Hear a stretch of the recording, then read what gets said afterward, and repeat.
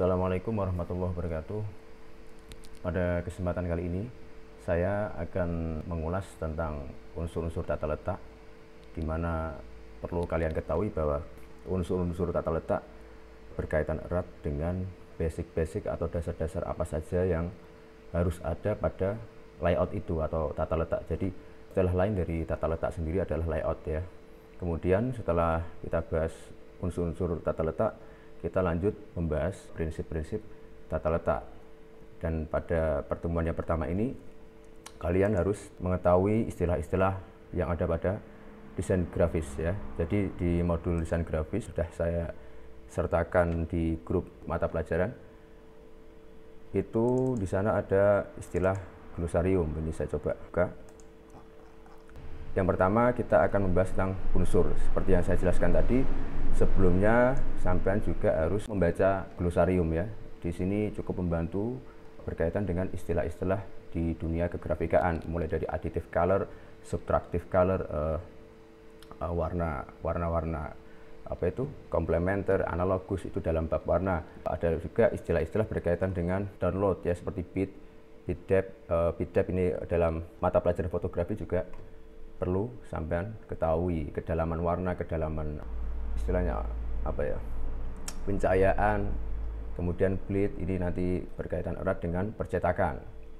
Lalu ada browser dan lain-lain, banyak sekali. Ini sampean harus dipelajari, dihafalkan, karena glosarium juga menjadi salah satu bahan ujian, ujian materi. Oke, kita langsung lanjut ke pembahasan, yaitu unsur-unsur tata letak. Oke, pertama, unsur-unsur tata letak adalah pertama garis ya. Ini saya coba tulis di sini. Pertama adalah garis. Nah, sebelum kita jauh membahas tentang garis, unsur-unsur tata letak sendiri merupakan dasar-dasar layout. Ya, kita analogikan pada misal sampean membuat laboratorium komputer, di mana di situ ada meja, ada kursi, ada AC, kemudian ada apa itu komputernya ya, kemudian ada monitornya, ada mouse, keyboard. Semuanya yang berkaitan dengan laboratorium komputer harus kalian siapkan. Itu adalah unsur-unsur tata letak. Seperti misal unsur-unsur kehidupan. Ya, unsur-unsur kehidupan berkaitan erat dengan misal oksigen atau misal tubuh. Tanpa tubuh seseorang nggak bisa hidup, misal seperti itu. Nah, kalau prinsip, jadi nanti kita akan membahas dua. Pertama, unsur layout atau tata letak. Yang berikutnya kita bahas prinsip-prinsipnya. Oke. Nah, tadi saya ulangi lagi, unsur-unsur berkaitan erat dengan dasar-dasar layout ya. Apa saja yang disiapkan di situ? Harus ada mejanya, seperti tadi dalam unsur-unsur lab komputer ya. Itu harus ada mejanya, harus ada komputernya, mouse-nya, AC misal. Nah, itu perangkat yang disiapkan di laboratorium komputer. Kemudian prinsip-prinsip layoutnya itu membahas lebih ke arah bagaimana kita menata laboratorium komputer tersebut menjadi sebuah laboratorium yang efisien dalam sisi penempatan, kemudian juga harus balance, proporsional dan lain-lain ya. Misal AC kita nggak bisa dong kita taruh di bawah ya kan. Kemudian misal kursi harus ditata serapi mungkin. Nanti kalau udah masuk ke pembahasan space atau ruang, kita juga nggak boleh memenuhi ruangan itu dengan perkakas gitu. Harus efektif, efisien, seminimal mungkin, tapi juga jangan sampai lowong. Seperti itu, harus ada space, ada ruangan. Nggak boleh misal sampean penuhi meja guru dengan meja apa saja yang kosong, nggak jelas semua, kemudian kursi sampean taruh di atas meja, kan nggak tepat seperti itu. Nah, itu analoginya ya. Dalam analogi layout, unsur-unsur tata letak atau layout, pertama yang dibutuhkan adalah garis. Garis sendiri itu muncul dari titik-titik. Jadi semua garis, baik garis cetak atau garis goresan tangan misal, atau misal garis virtual atau digital seperti yang sampean lihat ini, itu semua membutuhkan pertama adalah titik. Nah, titik sendiri dalam desain grafis itu banyak istilahnya ya. Pertama ada istilah node, kemudian ada istilah lain anchor misal, ada istilah lain juga point. Kemudian beberapa aplikasi menggunakan istilah pixel. Seperti itu. Ini pixel bukan istilah-istilah secara umum, ini hanya kita fokuskan pada titik ya. Nah, setelah adanya titik kemudian muncullah garis. Nah, garis ini macam-macam ya, ada garis putus-putus, ada garis zigzag. Di sini sampai bisa menulis garis atau membuat garis menggunakan ini, ada freehand, ada bezier seperti ini. Ada yang patah-patah. Ini bisa sampai atur juga stylenya, bisa dirubah di sini. Kalau di CorelDRAW, di Adobe Illustrator juga disediakan ya. Garis itu banyak sekali, dan garis juga memiliki filosofi. Begini jadi ya, sampean semua ini nanti dicatat, jadi dirangkum sendiri, tidak boleh nyontoh ya. Buat rangkumanmu sendiri, karya kamu sendiri, meskipun dengan bahasa yang aneh, tapi nggak apa-apa, asal itu dicatat sendiri ya, jangan nyontoh. Pertama adalah tadi garis, kemudian garis itu banyak sekali, ada psikologinya, jadi poin-poinnya sampean catat di sini. Ada psikologi atau filosofi garis ya. Garis memiliki filosofi atau psikologi. Oke, misal sampean membuat garis zigzag, itu biasanya untuk mengekspresikan ya, untuk membuat ilustrasi yang ekspresif itu biasanya dikasih garis kayak orang marah, biasanya ada garis-garis kayak petir gitu, zigzag seperti itu. Kemudian orang pusing biasanya menggunakan garis spiral. Oke, udah paham ya? Nah, jadi garis itu banyak sekali filosofi dan psikologinya. Nah, ini filosofi sama psikologi ini biasanya digunakan dalam mempresentasikan karya kalian kepada klien.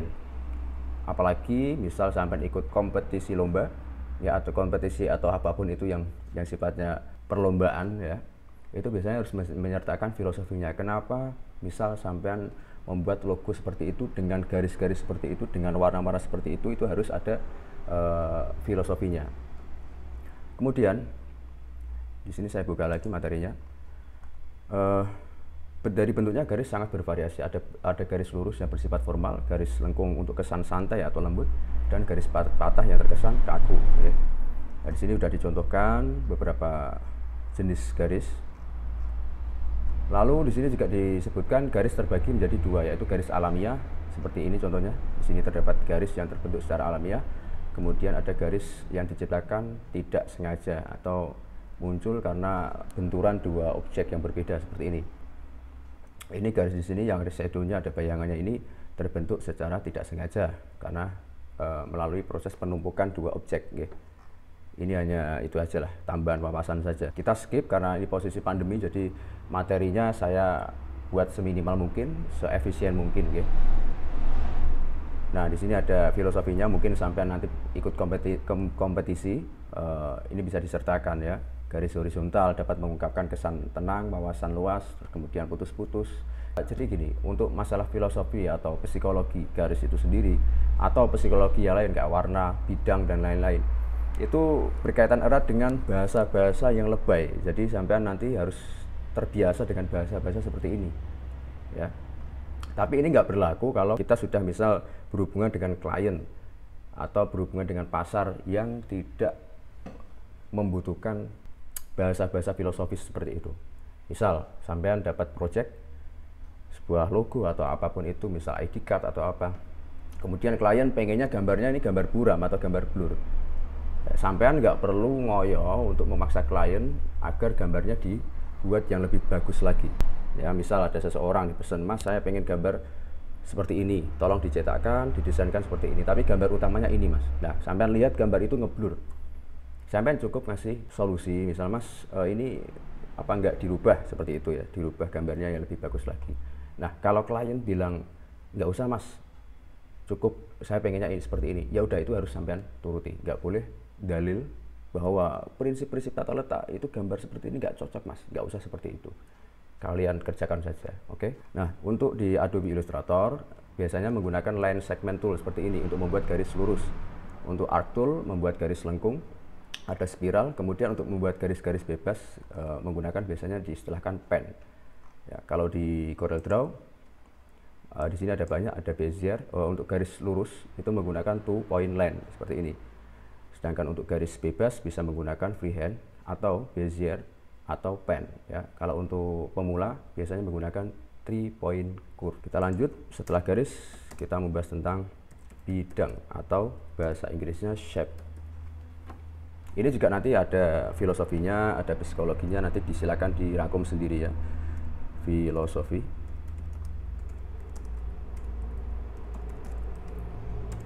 Oke. Kita ulas tentang bidang. Jadi bidang itu merupakan unsur tata letak berupa objek yang memiliki dimensi panjang dan lebar bersifat pipih atau 2 dimensi.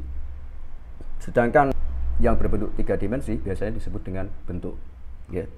Nah, di sini ada yang berbentuk 3 dimensi, ada yang berbentuk 2 dimensi. Nah, bidang itu banyak, ada persegi, ada triangle atau segitiga, ada lingkaran, ada poligon, star, dan macam-macam. Nah, sampai nanti kalau sudah jalan di kegrafikaan ini, sampai harus paham. Misal sampai saya suruh bikin lingkaran, maka biasanya diistilahkan dengan elips, ya. Atau misal circle, seperti itu. Tergantung aplikasinya. Jadi ini istilah umum. Kemudian rectangle, ini istilah untuk persegi ya. Ini bahasa Inggrisnya seperti itu kira-kira. Jadi sampai harus paham.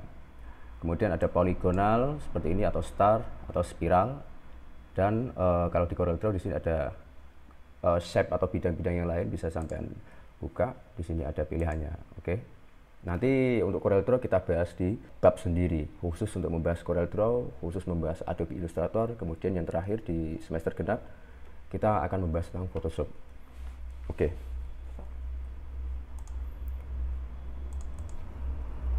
Saya lanjutkan. Ini saya skip ya. Ada bidang alamiah, ada bidang buatan seperti tadi. Selanjutnya ilustrasi. Jadi setelah garis sampean buat, bidang sudah terbentuk, maka muncullah ilustrasi. Kira-kira urutannya seperti itu. Nah, ilustrasi ini macam-macam. Ada yang abstrak, ada yang floral seperti bunga-bunga atau sayuran atau apalah. Terus ada bangunan macam-macam. Itu namanya ilustrasi ya. Nah, ilustrasi sendiri ada terbagi menjadi 2. Pertama, ilustrasi non digital atau cetak atau fisik.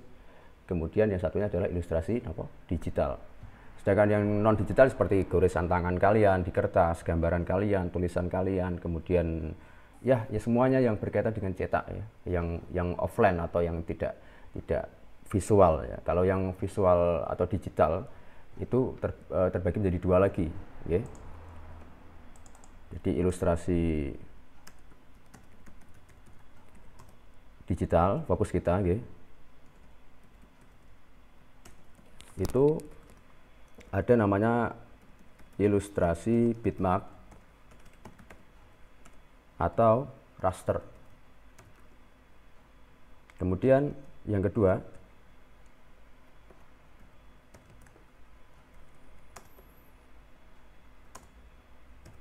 ilustrasi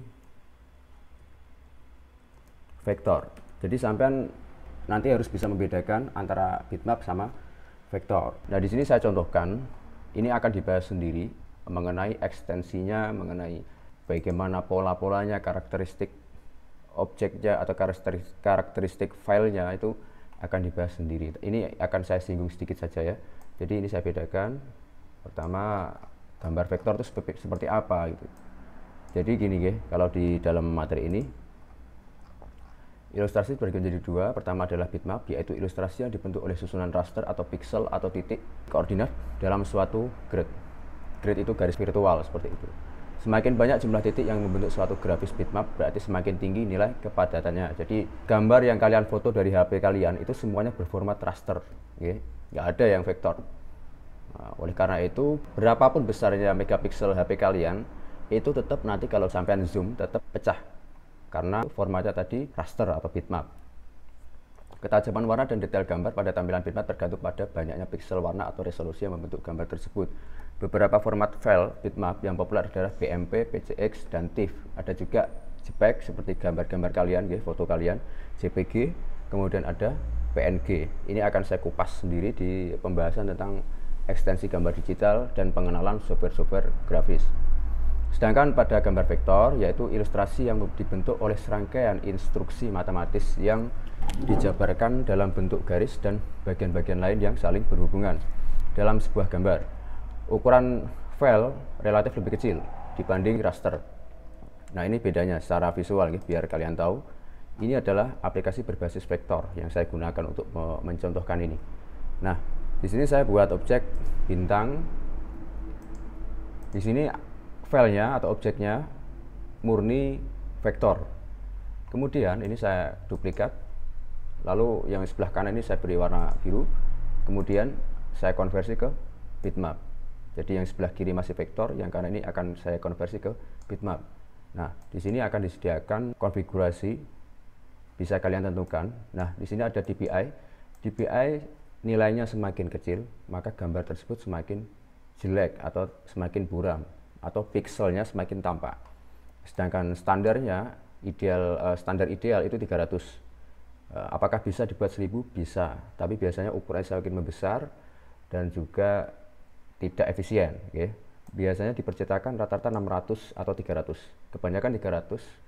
Kalaupun agak ditinggikan itu ke angka 600. Ini saya coba 300. Di sini sudah kelihatan bahwa nantinya file ini setelah terkonversi ke bitmap akan mendapatkan ukuran 493 KB ya. Kemudian kalau saya naikkan ke angka 600 dpi akan naik ke 1,92 MB.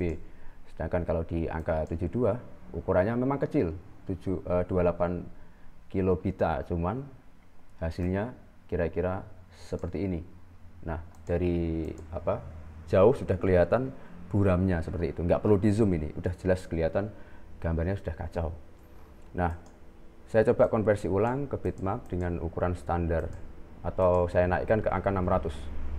Nah, di sini ada pilihan color modenya, bisa dipilih, ada palette, ada CMYK, ada RGB atau RGB, ada black and white dan lain-lain. Nah, pilihan untuk cetak biasanya CMYK, sedangkan RGB untuk postingan-postingan atau untuk publikasi di media sosial misal atau di web, yang pokoknya yang berbasis layar. Jadi ini penting nanti kalau pas kita bahas warna, ketika kita bikin project kita harus tahu nih outputnya di mana. Kalau outputnya untuk cetak, maka warnanya harus CMYK. Nah, kalau untuk dua misal dicetak misal sampai buat brosur untuk dicetak, kemudian brosur satunya lagi masih dengan lembaga yang sama, misal dibuat untuk sosial media. Nah, ini nanti bisa sampai pilih RGB dulu, jadi diedit di RGB, kemudian kalau mau dicetak baru dikonversi ke CMYK. Nah, ini akan saya bahas di pembahasan tentang warna. Oke, ini saya pilih RGB 600 dpi, ukuran jadinya segini 1,92 mega. Saya klik OK. Dari sini tidak ada yang berbeda ya, tapi ketika kita zoom, nah di sini udah kelihatan bahwa gambar sebelah kanan kalian itu pecah. Nah, ini pixel namanya. Sedangkan sebelah kiri ini murni vektor. Ya, oke. Kelemahan vektor itu dia sistemnya kayak clipping, Kang Mbak. Jadi misal ini saya beri contoh. Di sini adalah gambar atau ilustrasi berbasis vektor. Nah, di sini gambar wajah orang. Nah, di sini untuk warna dasaran kulitnya itu warna apa ini? Agak semi-semi coklat, krem. Kemudian ini warna gelap yang pertama, kemudian ini gelap yang kedua atau yang paling gelap. Nah, ini istilahnya shading. Nah, di sini sebenarnya ini terpisah-pisah, Kang Mbak. Jadi kayak clipping. Jadi ini bisa dipisah semua ini. Coba ini saya pisah ya, saya break. Oke. Nah, lubang ini itu sebuah objek sendiri kalau kita pisah. Nah, ini pisah semua ini. Jadi kita kalau belajar olah gambar vektor itu memang perlu skill, kemauan, dan enjoy. Sampai harus enjoy bahwa ini hanya main-main saja. Anggap saja seperti itu biar enjoy. Nanti kalau sudah paham, insya Allah sampean bisa, dan semoga bermanfaat nantinya. Saya lanjut lagi biar nggak kepanjangan. Pokoknya gambarnya kira-kira seperti itu. Raster atau bitmap itu pecah, kalau vektor tidak pecah. Kemudian tipografi. Tipografi merupakan unsur tata letak yang berfungsi untuk menyampaikan pesan tertentu dan menciptakan kesan tertentu. Ini simbolnya tipografi berkaitan erat dengan seni menulis. Jadi penataan font, penataan huruf, nah itu disebut tipografi. Bagaimana cara kita memberi pesan-pesan yang komunikatif, okay, melalui teks, itu harus dibuat semenarik mungkin. Jadi nggak ada salahnya sampai bikin ilustrasi dengan tipografi atau dengan teks seperti ini, vertikal, itu nggak masalah, asal disusun secara rapi, nggak asal-asalan, oke? Okay? Nah, itu akan dibahas juga di pembahasannya terpisah, yaitu anatomi dan filosofi, kemudian bentuk-bentuk huruf ini akan saya bahas terpisah. Jadi nanti di situ akan dibahas anatominya, kemudian ekstensi huruf atau font, okay. Kemudian jenis-jenis huruf secara umum, nanti ada serif, sans serif, script, kemudian karakteristiknya, terus psikologinya, nanti ada semua. Mohon dilanjut mawon. Di sini ada judul, headline, ini akan dibahas sendiri. Kita skip. Selanjutnya setelah tipografi,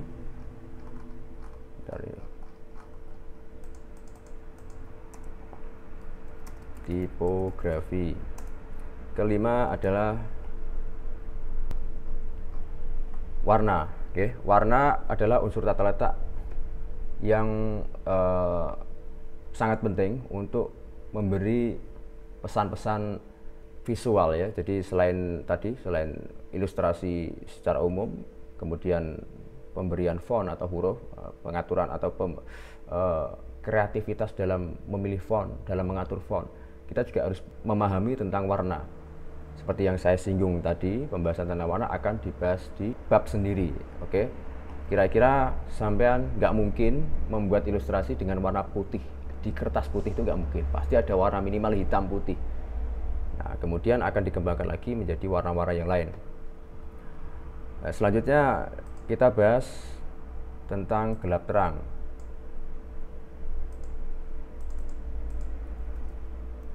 Keenam, gelap terang.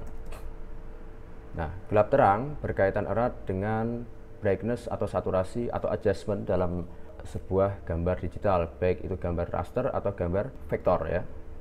Contoh, sampean nggak mungkin membuat atau mengedit gambar dengan brightness yang over, ya. Terlalu tinggi atau terlalu rendah itu nggak mungkin, harus balance. Dan dalam gelap terang ini nggak ada standar presentasinya ya. Misal, Pak, foto saya ini harusnya presentasinya berapa brightnessnya? Apakah saya buat 80 atau gimana? Ini nggak ada standarnya, tapi melalui feel ya. Feel itu ya rasa, kira-kira seperti itu. Pasti orang normal itu nggak bakal membuat gambar menjadi jelek. Dan HP-HP sekarang sudah itu, okay? Karena kamera nggak hanya kamera DSLR, nggak hanya kamera pocket, sekarang udah berkembang menjadi kamera di smartphone yang luar biasa perkembangannya. Itu sudah filternya udah banyak, misal, terus pemilihan warnanya, white balance-nya udah lengkap. Itu di bab fotografi ya. Kalau di vektor bisa sampean gunakan adjustment juga seperti ini. Ya, ini saya coba memberi contoh. Saya coba atur brightness-nya. Nah, ini brightness-nya udah sebenarnya udah layak tonton, gitu. Tapi mungkin kalau kalian kurang cocok, bisa diatur, gitu. Kalau sebenarnya ada aplikasi khusus yang memang digunakan untuk mengatur brightness, saturasi, adjustment lah istilahnya, dan penambahan filter-filter warna kayak Adobe Lightroom itu ada. Tapi sekarang aplikasi udah luar biasa berkembang ya. Di HP itu sudah jelas perkembangannya luar biasa. Oh ya, nanti dalam pembahasan grafis saya akan menggunakan istilah seperti misal aplikasi-aplikasi berbasis PC misal atau desktop.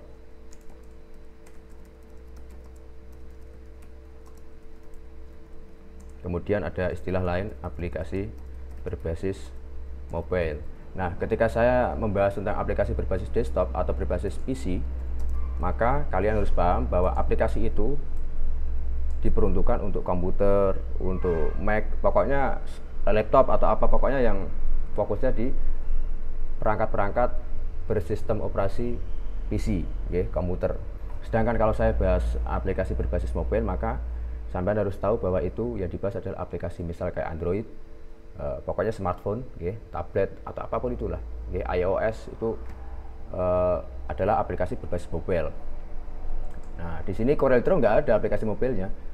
CorelDRAW hanya ada di aplikasi PC atau desktop. Sedangkan aplikasi editing grafis di mobile banyak, gitu. Vektor ada, mobile raster ada. Misal kayak Canva seperti itu. Kemudian ada Infinity Design kalau di Android. Kalau di iOS ada namanya Affinity Designer. Ada Affinity Photo, kemudian ada Pixelmator, dan banyak sekali lah di mobile itu. Saya lanjutkan lagi berkaitan dengan gelap terang. Gelap terang pada CorelDRAW bisa diatur menggunakan efek, kemudian adjustment. Di sini ada auto adjustment, ada image adjustment lab. Nah, di sini juga ada brightness only, kontras, intensitas. Nah, di sini bisa sampai tambah bahwa kalau over jadinya seperti ini, ya. Kalau balance jadinya kayak tadi, ini saya buat 0. Ini balance. Dari bawaannya mas seperti itu. Kemudian kalau saya jadikan turun, nah ini akan jadi gelap. Ini memang harus seimbang sampai menatanya. Ya. Nggak boleh asal-asalan. Ini namanya gelap terang. Yang ketujuh adalah tekstur. Ini aja bahasa Indonesia saja, tekstur. Ruang ada di nomor 8 kalau nggak salah. Nah, tekstur dulu. Tekstur itu sifat permukaan suatu benda, okay? Jadi ini biasanya digunakan untuk background kalau karya visual. Kalian misal ada orderan Maulid Nabi, banner atau backdrop Maulid Nabi, maka diperlukan tekstur atau background berkaitan erat dengan nuansa keislaman, ya. Misal backgroundnya masjid atau padang pasir atau apa, meskipun Arab sebenarnya nggak Islam saja, tapi sampai bisa mengekspresikan event itu atau momen itu dengan suasana muslim, ya. Dan itu harus tepat juga, nggak mungkin juga Maulid Nabi sampai kasih kupat meskipun sama-sama muslim, tapi gambar kupat itu kan biasanya untuk Idul Fitri, okay? Itu kurang tepat. Itu harus bisa membedakan. Misal kayak tadi Maulid Nabi sampai kasih background seperti ini kan kurang tepat. Oke, tekstur itu sifat permukaan suatu benda di mana nanti dapat berkesan halus, kasar, kusam, mengkilap, licin, berpori, dan sebagainya. Ini luas, nggak hanya di background saja, jadi bisa diimplementasikan pada istilahnya ornamen, kemudian pattern, pattern. Contohnya pattern itu seperti ini, biar sampai nggak gaptek, ya, pattern. Nah, seperti ini biasanya digunakan untuk background, ya, pattern. Kemudian ada ornamen. Nah, di sini harus sesuaikan dengan temanya, ya. Tekstur, tema pernikahan mungkin agak retro, boleh saja, nggak apa-apa. Masa Maulid Nabi sampai kasih gambar ornamen floral, ya. Floral itu ya bunga atau apa kan kurang cocok, apalagi terlalu banyak sampai bikin rame, itu kan kurang cocok. Saya lanjutkan lagi. Selanjutnya adalah apa lagi? Ruang, ya. Seperti yang saya jelaskan tadi, ruang itu adalah sebuah karya desain grafis. Mana ini? Ruang adalah sesuatu yang terbentuk dengan adanya garis di sekelilingnya, adanya bidang dengan warna tertentu, ruang di sekitar teks, dan lain-lain. Maaf salah, misalnya ruang yang ada di ini contoh, ya. Pada contoh gambar ini, di sini penempatan ruangnya benar-benar mantap. Di sini kosong, ya. Tidak penuh, tidak kopong, ya, tidak istilahnya, tidak sepi, balance, semuanya balance. Jadi nggak terus dipenuhi semuanya. Sebenarnya ini juga. Terus sampai nanti kalau sudah mendesain, jangan sampai meletakkan objek di pinggir-pinggir seperti ini. Kalau ini masih cocok, ya. Kalau misal di pojok halaman itu nggak layak, ya. Kecuali memang dibikin seperti itu, bikin acak-acak, nanti bikin abstrak, itu terserah kalian. Nah, ini juga penempatan ruangannya efisien, efektif. Ini juga sama, ya.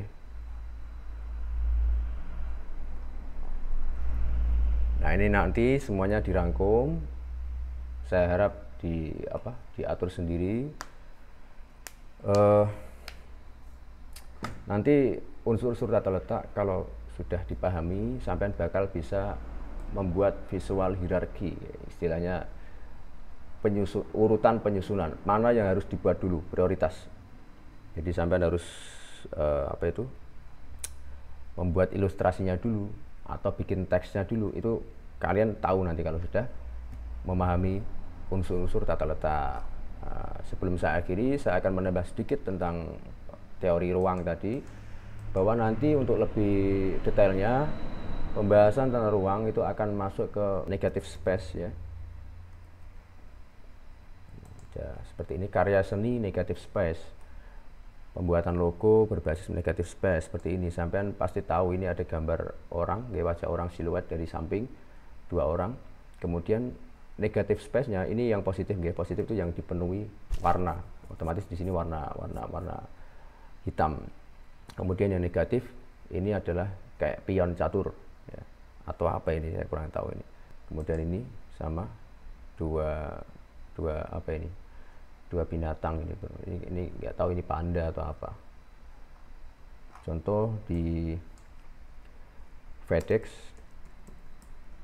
logo FedEx. Nah di sini juga ada, coba yang ini. Di sini kelihatan FedEx itu logo kurir ya, jasa pengiriman. Dan di sini ada tanda panah yang menandakan bahwa ini seperti destinasi atau tujuan. Ada unsur bahwa logo ini berkaitan dengan kurir. Banyak nanti logo-logo yang mengandung unsur negative space atau positive space. Bisa kalian cari referensinya di Google banyak. Untuk materi unsur-unsur tata letak saya rasa sudah cukup. Semoga bermanfaat. Maaf kalau ada kesalahan ngomong, belepotan atau apa, ini saya buat malam hari. Untuk tugas-tugasnya tolong dikerjakan, dirangkum. Kalau butuh pertanyaan silakan japri ke saya. Terus untuk prakteknya kita nunggu kondisi benar-benar kondusif, normal. Ya gitu aja. Semoga bermanfaat. Assalamualaikum warahmatullahi wabarakatuh.